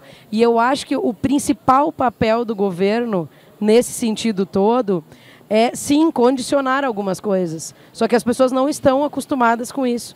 Nós tivemos um decreto recente que condiciona o repasse de verbas por convênios para os municípios se o município adere a alguns programas do Estado. Veja, ele não gasta nada para aderir nesses programas. E um dos programas é o Poço Legal, que é para quê? É para saber quantos poços tem no município. Vocês têm a noção que os municípios não sabem quantos poços tem. Então, como é que a gente vai ter monitoramento de recurso hídrico se a gente não sabe quantos poços tem? Então, hoje o papel do Estado está muito mais em conseguir entender e ser o guarda-chuva de tudo isso. E é muito mais vantajoso eu ter o Tecnopuc do que eu ter cientistas estatais pesquisando algo que não tem uma direção exata a reduzir esses anseios. Então, essa é a percepção e é o nosso encaminhamento. Obrigada, secretária. A gente vai para a nossa última pergunta, porque só temos 10 minutinhos e ainda precisamos encerrar aqui. Eu sei, a conversa está boa, os convidados também, né? Então, por favor, aproveite. Ah, tá certo. A plateia também, claro, com certeza. Boa tarde a todos. Sou professor Pascoaleto, da PUC Goiás, co-irmã da PUC. Eu tenho duas observações aí importantes. É claro que o Tecnopuc tem uma história, a gente conhece no Brasil inteiro. Nós somos uma universidade mais nova, se transformou em PUC em 2019. Nós estamos engatinhando nesse processo. E aí a experiência de vocês é muito importante nesse sentido, professor Vilvoc. Duas perguntas. Como gerar essa centralidade na universidade, que foi o comentário agora da secretária, né? Como um hub. Recentemente, o governador de Goiás ele criou um hub de inovação, mas não dentro da universidade, um hub do Estado. E aí você tem vários investimentos partilhados e não um focado, né? E outro aspecto importante também é o papel do SEBRAE. Como consultor do SEBRAE, o projeto ou o programa Ali do Brasil Mais tem sido revolucionário nesta questão da inovação, especialmente estando como um campo para jovens que já estão mais adeptos a tecnologias e provocando transformação nas empresas, na área urbana, mas também no mundo rural. Então, essa observação, se você puder falar um pouco sobre isso. Quanto tempo? 1 hora a gente tem? Não, nós temos alguns minutinhos ainda, viu? Não muitos, tá, professor? Olha, professor, eu acho muito importante essa sua pergunta, porque nós aqui no Rio Grande do Sul, e eu posso falar de cadeira, eu fui o coordenador técnico da construção do Pacto Alegre, que movimentou Porto Alegre inteiro e que depois se transformou no RS Inovação do nosso estado, ou seja, foi uma expansão do modelo onde, dentro do moderno conceito de inovação, existe um conceito chamado quádrupla hélice. Ou seja, a inovação ela só se torna, digamos assim, exponencial se a gente trabalha de forma uníssona, né, de uma forma bastante integrada, 4 grandes atores de um território. Quais? Governo, sempre. Iniciativa privada, né, empresas, empresários, negócios, academia e sociedade civil organizada. Então, esses 4 elementos precisam sentar à mesa e debaterem quais são os grandes retos, as grandes orientações estratégicas. E isso é uma coisa, né, Marjorie, que a gente vendo, né, e fazendo parte desse processo, não é uma coisa ser o analista, vou fazer uma pesquisa sobre a evolução da inovação. Não, a gente bota a carinha para bater, a gente é ator desse processo. A dificuldade inicial para diminuir os egos, né, entre os atores, entre as desconfianças. Não, mas eu vou falar as minhas coisas, o cara vai me roubar as minhas ideias. Ah, mas ele é amigo mais próximo da secretária, ele vai levar o recurso do edital, né? A gente tem uma cultura, né, brasileira muito ainda tacanha, na falta de outro adjetivo, né, muito tosca, muito pequena, limitante do ponto de vista da real evolução quando a gente tiver esses 4 elementos conversando e se desnudando. Porque à medida que a gente for mostrando o que a gente é bom e o que a gente é frágil, a gente vai encontrar na nossa fragilidade a fortaleza do outro, para que esse outro faça aquilo que a gente não mais vai precisar fazer. E eu acho que o exemplo que a Marjorie coloca é fundamental. Não tem por que a Cientec fazer tudo, quando a gente tem outros aparelhos que se desenvolveram. Mas também não é substituir e eliminar, né? Porque senão a gente pode correr o risco de ter uma empresa oligopolística, né? Aí vem o conceito da economia, o monopólio. Aí tu vai pagar o preço que o cara oferecer lá na lojinha para comprar o teu smartphone. Só tem 2 lojas, só tem 2 marcas. Então esse caldo de cultura, ele é fundamental nesse processo. O Tecnopuc é maravilhoso, tem 20 anos, a nossa PUC tem 75 anos, mas ela não estaria nesse nível se nós não tivéssemos grandes parceiros a acreditar nesse processo e se a gente não tivesse do lado uma Unicinos, uma Universidade Federal do Rio Grande do Sul, no primeiro momento aqui na região metropolitana, mas que hoje expande para Lajeado, para Uruguaiana, para Bagé, para Pelotas. Gostei então, que ele fixou Lajeado, viu? Eu trabalhei na Univates, então eu não queria dizer isso. Professor, acho que é um pouco desse modelo que tá. É isso que nós temos que fazer, né? E aí expandir, só para terminar, e aí expandir esse modelo nacionalmente. Vocês têm que fazer parte dessa rede. Essa rede precisa ser nacional. Então não é para satisfazer o umbigo bairrista da gauchada, que já é orgulhosa por natureza, né? É a gente fechar a parceria com os gaúchos e os goianos para fazer parte desse ecossistema gigantesco e a gente aprender com as nossas complementariedades. Porque existem idiosincrasias regionais, biomas regionais e culturas diferentes, mas que nessa complementariedade vão fazer a grande diferença. Mas, viu, Voc, o cooperativismo. Deixa eu só, vamos nos organizar, porque eu já estou aqui, o meu relógio já está me abanando lá, né? A gente está com um horário espacinho. de TV é bilionário, né? Então, a gente, acho que é um pouco do que está se tentando fazer agora com esse hub que vai ser anunciado na Expo Inter. Não substitui, né? Que não substitui, ele reúne os atores para discutirem no mesmo espaço, porque aí até onde eu sei, até o que já se abriu, tem gente do governo, tem gente da produção, tem gente, né? Então, assim, acho que é um pouco isso. Sim. Mas, assim, o papo está excelente, mas a gente precisa finalizar, e finalizar até porque esse espaço vai seguir, né, girando. Queria agradecer demais a secretária, agradecer ao Vilvoc, principalmente a vocês que estiveram aqui. E acho que na Semana Oficial da Engenharia e da Agronomia, nada melhor do que estar entre quem faz a engenharia, quem faz a agronomia e que ajuda, sim, a todo o processo de inovação em todas as partes. E deixo aqui, acho que vocês deixaram os seus contatos, deixo também aberto a porta lá do Campo e Lavoura, da coluna que diariamente está no Jornal Impresso da 0 Hora, também na Rádio Gaúcha, na RBS TV, porque acho que comunicar é um elo muito importante que às vezes fica de fora dessa questão da inovação. Obrigada, professor. Obrigada, secretária. Obrigada, José. Obrigada a todos vocês. Obrigado, pessoal.